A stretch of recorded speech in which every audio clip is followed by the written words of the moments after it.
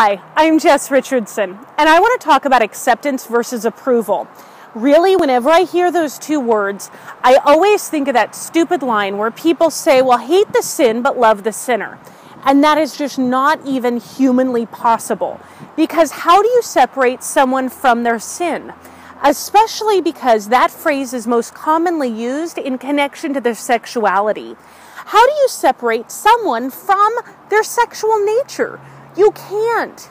And so the whole concept of acceptance versus approval is really based on two things. First, the condition of our own heart, and then secondly, the ability to keep our mouth shut. So the first aspect, being the condition of our heart, is having the ability to be a safe person that can love and accept someone for who they are regardless of how they behave. And if you think about all the relationships in your life, I really hope there is at least one person that loves you unconditionally regardless of how you behave. Because that is so vital to our safety and who we are as a person. But when someone does not accept who we are, but they instead only approve of certain actions or they don't approve of other actions, we feel judged.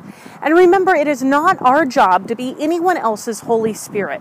We must love and accept people for who they are, regardless of what they do. And if for some reason you cannot do that, then maybe we shouldn't be in relationship with that person. So the second aspect is really being able to keep your mouth shut.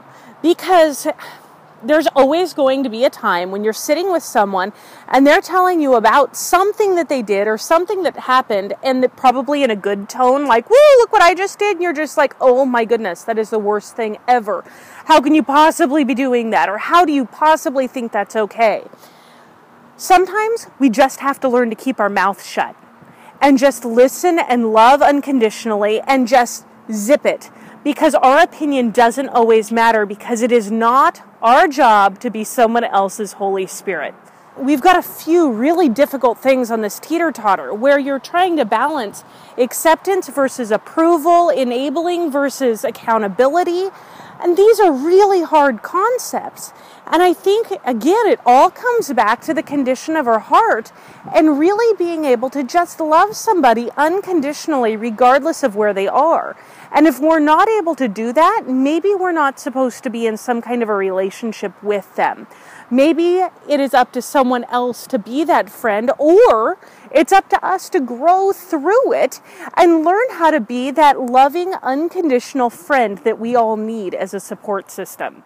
I would love your thoughts and feedback on this, because this is really just a short introduction to acceptance versus approval, when really it is such a big issue that really needs to be addressed, because it's the core of why so many relationships, especially in the Christian culture, go sour. So please give me your feedback. I would love to hear from you. Thank you so much and have a great day.